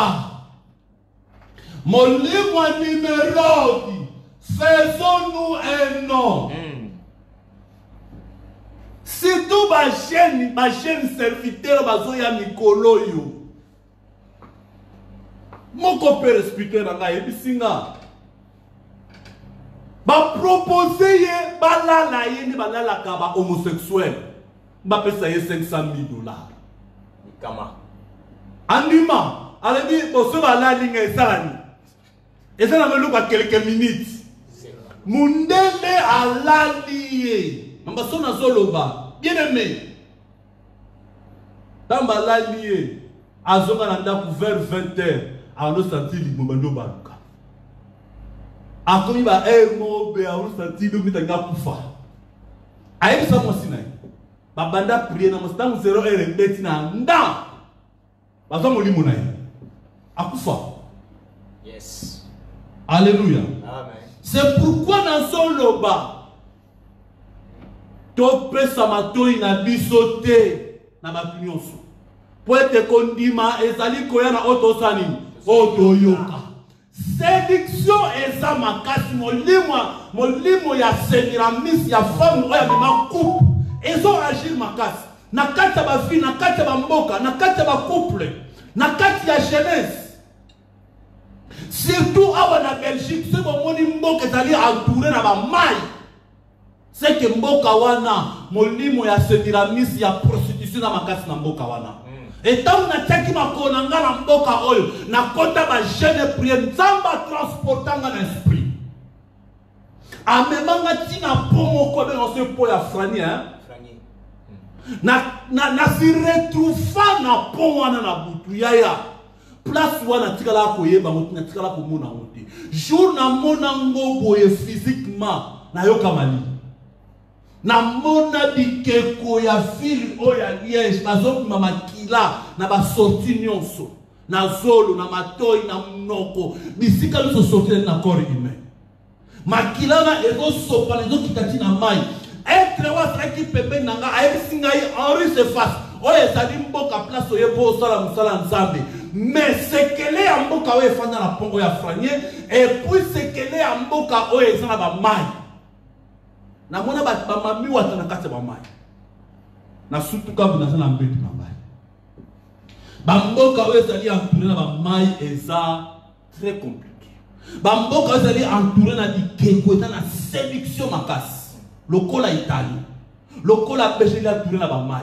C'est pourquoi il faut tous la prudent. Bamboka o esika ba tia ba monument. Ya zala prudent. Ba monument mususu ba tia la bino na eza hôtel mobimba. Ya porte ya entrée ya monde à ténèbres. Yes. Et ça pour na ko enfoute ba. Alléluia. Amen. Voilà séduction eza makasi. C'est pourquoi nazo conseiller yo. Kolanda mutu wana te po yoki sango ya kombo na ye. Eza na kombo mote ke na sango lokola kombo ya Yesu. Amen. Bible bi eza le seul nom eza élevé likolo ya ba kombo nyonso. Bible bi na likolo na mokili pe na se ya mabele. Alléluia. Amen. Eza na kombo ya Yesu. C'est pourquoi nazo conseiller surtout ba maman. Bino ba maman nazo pesa bino conseil. Mbala mingi na mona ngasoki mwasi abandi kotala tala koyoka kolanda eyela kabino mbala mingi soko kote ba pomme na kate ba couple na bino. C'est pourquoi keba kangama la parole ensemble. Yes. Zala prudent. Base na biso eza écriture. Alléluia. Amen. C'est pourquoi on appelle ce conseil keba. Amen. Amen. Donc keba parce que aveuglement est tellement makasi. Batu mingi bakoti na aveuglement o eza spirituel. Bible solo ba na mukanda ya Osée chapitre 4 verset 6. Bible solo ba être mon peuple est détruit parce que qu'il lui manque la connaissance. Parce que aza na connaissance te ya mona salini aza ya kobunga batu mingi babungi po baza na connaissance te baza na aveuglement total. Alléluia. C'est pourquoi na mopeso conseil moningo kangamaka na ye il faut bonde la nzamba peso identité na ye. Amen. Ndako okota il faut prier nzambe a sanctifier ndako wana. Place sambelaka il faut nzambe fungula na misu na place nini na sali parce que mbala mingi tozo kwela ba mbeba pour être tozana aveuglement puis na manque de connaissance. C'est pourquoi tu connais un problème où ça sérieux. Alléluia. Amen. Na un problème où ça sérieux avant de se retrouver na. Alors pour aussi ça sujet à le localité tozo katana biso. Tozo terminer sujet où ya lelo afin que dimanche prochain tu parler na tina ya femme montée sur la bête. Amen. Amen. Alors Bible va être Babel. Na kati ya église ya femme montée sur la bête ezali Babylone o eza établi na kati ya église wana. Babylone moko o eza ancien mais ne comme moderne. Amen. Alors le terme Babel. Babel na hébreu elingi koloba Babel ou Bala. Elingi koloba simplement confondu ou confusion. Amen. Alors, le terme Babylone, Babylone, elle dit qu'on va simplement porte de Dieu. Donc, il porte Yaba, Nzambi. Et si quand va être connaissance, la sagesse, et famille, voilà côté na maman. Amen. Amen. Alors, Babel est allé lié à confusion, et Babel est allé le col la porte. Et ça porte moko ya munene esika batosani ba okota facile. Alléluia. Et porte ya Babel lelo ezali établi. Ezali établi na ba kwenyoso na ba nation. Porte ya Babel ezali établi na ba religion ebele. Porte ya Babel ezali na Islam. Porte ya Babel ezali na église catholique. Porte ya Babel eza na Bouddha na ba hindouisme na ba kilti nyonso eza mystérieux. Même na ba kilti ba kimbangiste église de noir ezali entrée ya porte ya nini ya Babel. Ezali lieu de confusion. Les trouble contre makasi. C'est pourquoi on remarque ba conflit au sein na ngona mukili ezali basé na religion. Alléluia. Et ça dit porte. Et bien, nous allons continuer à porter, on va trouver sagesse. Si on continue à porter, on va comme un homme intelligent. Et si on continue à porter, on va comprendre ma camomingi, on va quitter. Nous sommes et ça dit porte à l'ini, il y a Babel. Alléluia. Et porte, est ça réel. Et porte encore le lot, et ça na ville, ya Berlin. Porte ya moya. Oui, salut le vrai porte ya Babel. Et si ka ba Israélien ba lesquels ka ba qui na captivité. Oui, ça porte ya Babel. Oui, salut na misère ya Berlin. Et porte oyo ba tengi yango porte ya Ishtar. Azali na 337 serpents. Ce n'a pas ça. Et pour tu oyo, tant on va transporter en Allemagne après 1 an, Première Guerre mondiale et ça. Et ça dit porte il y a entrée, il y a monde, il y a sagesse, il y a monde, il y a connaissance, il y a batamisala, il y a molili. Mais en réalité, ça dit porte moko ya enfer. Ceux qui ont continué à porte, on a eu bango et aucun qu'on se retrouve dans enfer. Alors, la misère à Berlin, on peut remarquer, Batia même rue de la procession. Donc, rue Oyo, et ça là, quand à Babylone, place Badjus Balekelaka. Et la misère à Berlin, Batia Mou. Le son continue à rue Oyo à procession, on peut se retrouver dans la porte, il y a Ishtar, ou porte, il y a Babel, porte, il y a Banzambi. Amen. Amen. Alors, pour tout qui a vu dans la porte de ça. Donc, dans la Proverbe chapitre 14, verset 12. Bible le dit. Telle voie paraît droite à un homme, mais son issue, c'est la voie de la mort. Ah. Bible est sur la mukanda ya Proverbe. Et ça, il y a un sous. Oui, ils sont moins là qu'ils allaient droit dans la mission ya mort. Mais en réalité, ils allaient chemin à mort. Et ça, chemin à Koufa. Alléluia. Donc, il a mis sur la moto, au sommet, dans Islam, dans le chemin à vie. Na miso ya bamotosomo na ete nazali catholique ezali chemin ya vie. Na miso boye osomo na ete chemin oyo nga naza na kota chemin bomoi. Pourquoi? Parce que porte de Babel, babengi yango Babylone, babengi yango porte de Dieu, et balobi tali place de sagesse na connaissance alini ezali. Mais en réalité na miso ya mutu aongo na ngweza nzela ya nini ya vie, mais en réalité za nzela ya mort. Et batu mingi baza na chemin ya kufa. Alléluia. Amen. Mais na sepela kana verset moko oyo Christ aloba. Christ alobi. Christ alobi, je suis la vie. Je suis la vérité, je suis le chemin. Dans le cas au contraire, je suis le chemin. Je suis la vérité, je suis la vie. Et ça kana mutu moko oya petaka grand cri tamazala ki na koro ezaki humain na terre. Christ a dit nazali chemin, nazali vérité, nazali vie.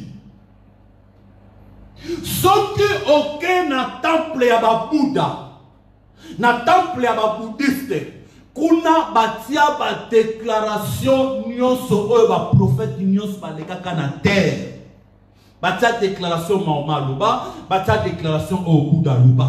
Mais tant que vous avez déclaration à Christ, bakobi Yahushua Hamashia a déclaré que je suis le chemin, la vérité et la vie.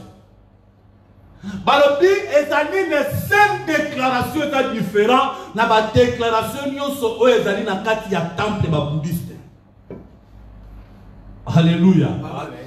Yesu aza chemin, aza vérité, et puis aza vie. Alléluia. C'est-à-dire azali chemin oyo ezo mabiso na royaume. Azali chemin oyo ezo mabiso na doctrine. La doctrine oyo eza établie na ba enseignement ya apôtre. Yes. Alléluia. Amen. Azali chemin de transporter biso na royaume oyo eza céleste. Christ aza le vrai chemin. Alléluia. Amen. Christ azali oyo tobengi Christ azali oyo tobengi le vrai chemin. Amen. Amen. En réalité, chemin na hébreu, il dit koloba deresh. Na hébreu, chemin dit koloba deresh. Mais prêtez attention. Moïse a prié dans Exode chapitre 33, verset 13. Moïse a donné la carte. A prié Nzambe, na version originale. Et c'est là que Moïse a prié Nzambe, montre-moi le chemin. Moi, la version originale. Alléluia. Amen. Mais la version la mission va commis était la qui s'en a une, c'est là. Mais Moïse a repris la version originale, montre-moi le chemin. Est-ce que Moïse a dit chemin? Pour Nzambe, montre-moi le chemin. Au second l'année prière à Moïse, on comprend que Moïse a fait un chemin comme identité. Yes. Alléluia. Amen. Même dans la Psaume 101, verset 2. David a Zolobani. David a Zoloba. Tango ni nzela akoya nanda kunanga. Wow! N'est-ce que vous comprenez? David a dit tango nini nzela akoya nanda kunanga. Le tango David a tango nini nzela akoya nanda kunanga. David a benga chemin comme identité, yes, comme une personne. Alléluia. Amen. Oh Nzamba Zamala. Même apôtre Paul. Dans Actes des Apôtres, chapitre 24, verset 14. Même apôtre Paul a benga chemin oyo comme identité, comme mutu. Amen. Amen. Alors, tant que Christ a déclaré, je suis le chemin. Christ azolinga loba ngana zali nzela o Moïse alingaki amona. Yes. Alléluia. Amen. Azoba ngana za chemin. C'est pourquoi on peut remarquer dans tabernacle porte à liboso ba pese ba za obenga ngo chemin. Jésus a le seul chemin. Le seul chemin où ils ont même biso et pas inatata. C'est pourquoi le baquet de mutu moko takoya et pas inatata. Ce qui a l'écrit dans cela mangaïté. Ezali porte ya Babel te. Ezali ba dénomination te. Ezali église catholique te. Ezali islam te. Ezali na mutu moko oyo akomaki mutu lokolanga. Yes. Asa le seul chemin. Ce qui continue en zela wana aussi bon moina yo okanda mwe pai na ye. Yaya. Ye a épargné na séduction et na kata mokili oyasi. Amen. Alléluia. Amen. Asa le seul chemin. Nzela oyende makati epai na tata. Alléluia. Philippe alobi lakisa biso nzela. A dit oh Philippe. Tango nyonso nazalaka na yo. Ozoba lakisa ngai tata. Ye azali nzela oyo ezomati epai na tata. Oya moni na moni tata. Oya koti kati na chemin akoti na chemin ya vie éternelle. Yes. Alléluia. Amen. Voilà, Bible le poto ke na kususa poto kanga maté alléluia. Bible le bini. Alors je suis le chemin et je suis la vie. La vérité.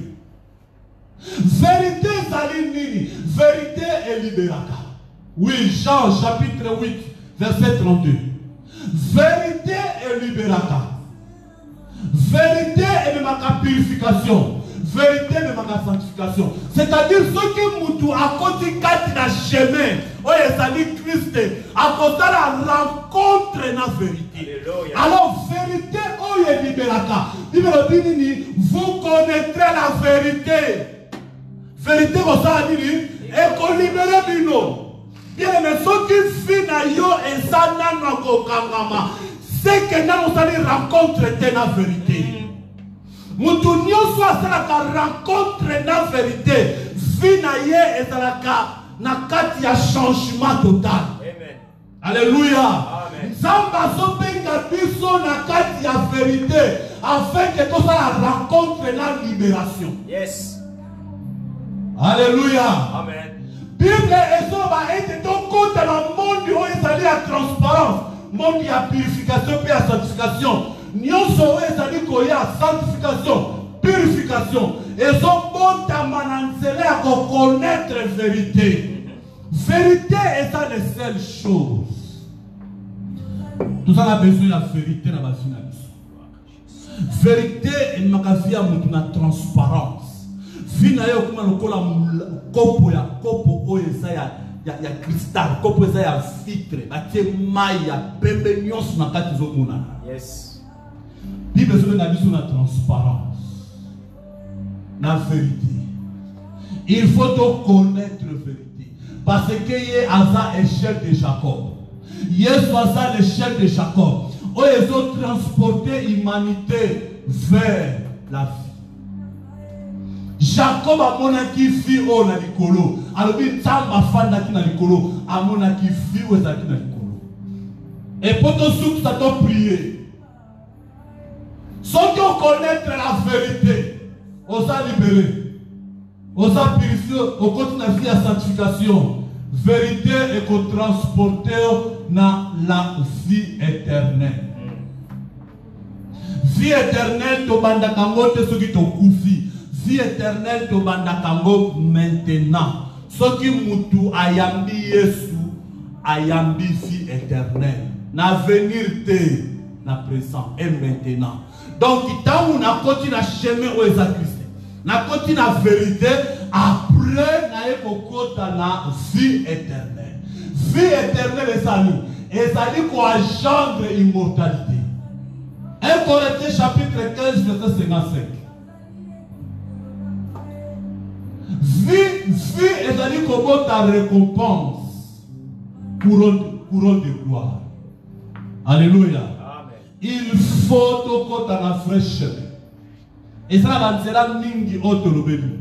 Tokeba na séduction ya mwasi. Tokeba na ba réalité o eza ebele. Est-ce que vie na yo eza na kati ya chemin? Est-ce que vérité eza kati na yo? Est-ce que la vie éternelle eza kati na yo? Bien aimé to ngito bondela ensemble. Et si ko sali o bondela ensemble na yo. Oso prier le bon Dieu. Oso ba ete nzambe kangola ngana molimo ya séduction ya mokili oyo. Na ba domaine nyonso ya séduction ya mokili oyo nzambe kangola ngana. Oso prier le bon Dieu. Kolo nalingi na connaître le vrai chemin. Nalingi na demeurer na vérité. Nalingi na demeurer na la vie éternelle. Priez ton Dieu. Alléluia. Tozo prier le bon Dieu. Tozo prier le bon Dieu. Priez. Alléluia. Parce que tu es merveilleux. Merci pour ta parole que tu nous as enseignée ce soir. Yahweh, la vérité, le bon chemin. Car nous connaissons les temps de la séduction, Seigneur de gloire. Alléluia. Les temps de la séduction, cette femme tenant un couple contenant du vin, Seigneur.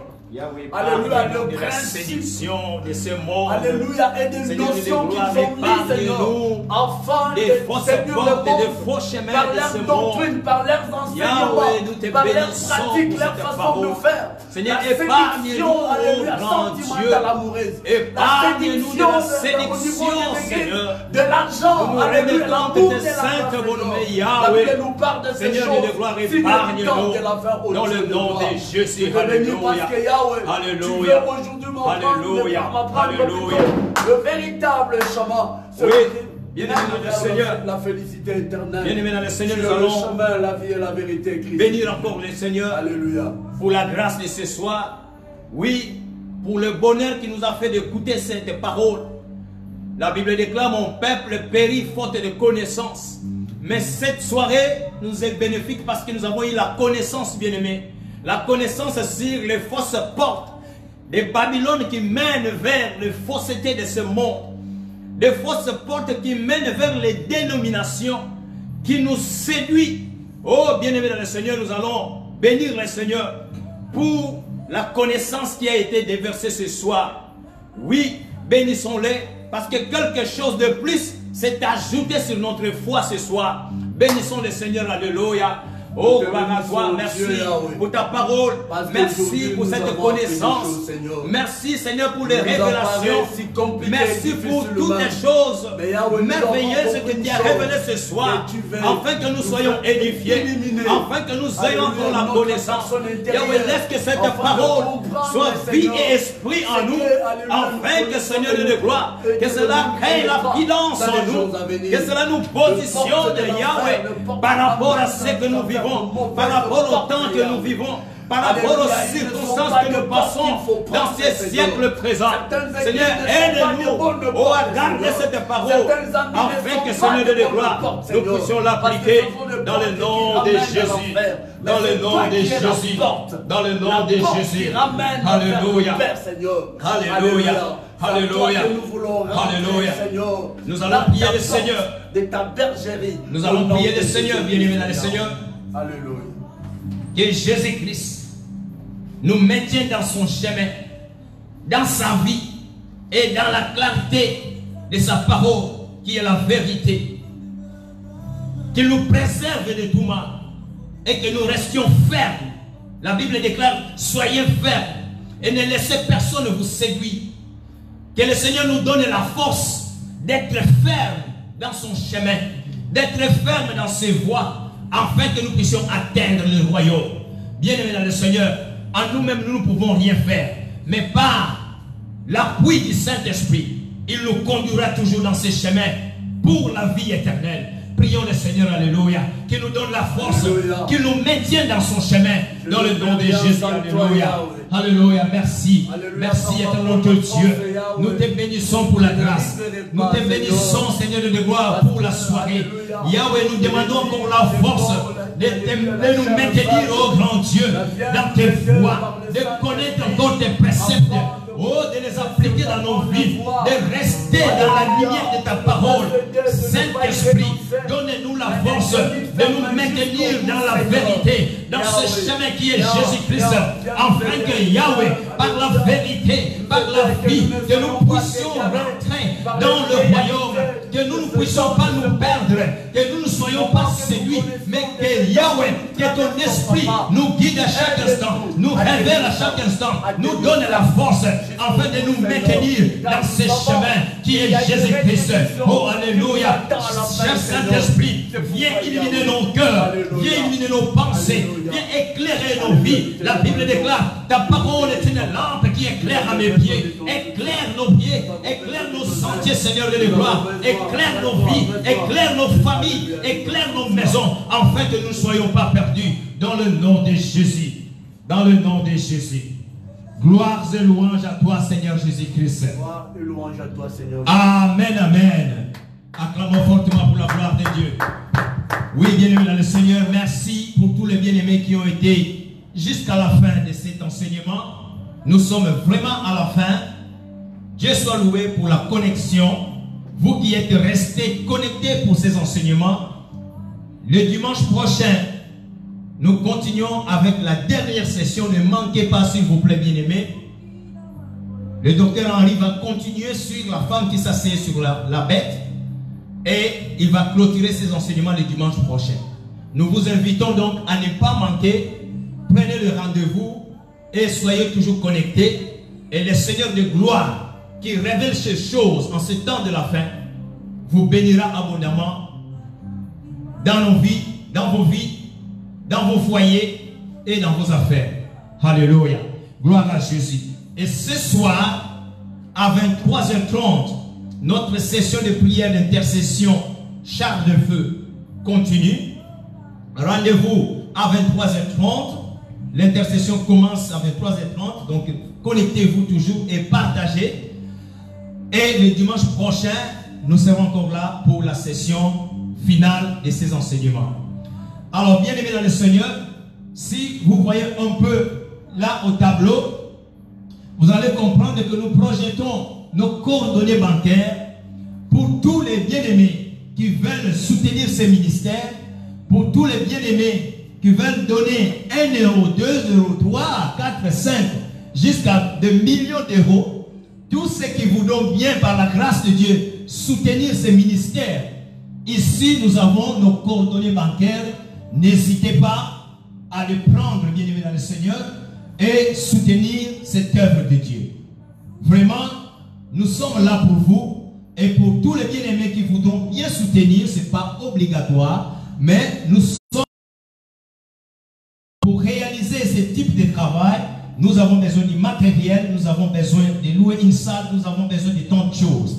Et pour les bien-aimés qui seront touchés à leur cœur, vous seriez bénis quand vous soutenez cette œuvre par 1 euro, par 2 euros et tout ce que le Seigneur peut vous mettre à cœur. Voyez les contenus donc de tous les coordonnées bancaires. Si vous pouvez même tirez une photo et gardez, bien aimé, et nous serons reconnaissants dès que nous verrons vos 2, 3, 4, 5 euros tomber dans les comptes de ces ministères. Vraiment, soutenez-nous, car nous avons besoin de ça. Merci pour les bien-aimés qui ont pris connaissance, qui ont déjà tiré une photo. Merci d'avance pour les bien-aimés qui feront un geste, pas pour nous, mais pour l'œuvre de Dieu et pour la gloire de notre Dieu. Que le Seigneur de gloire vous bénisse, que le Seigneur de gloire se souvienne de vous pour le temps que vous êtes restés avec nous ensemble. Dans le rendez-vous ce soir à 23h. Bonne soirée et que le Seigneur vous bénisse au nom de Jésus-Christ. Amen.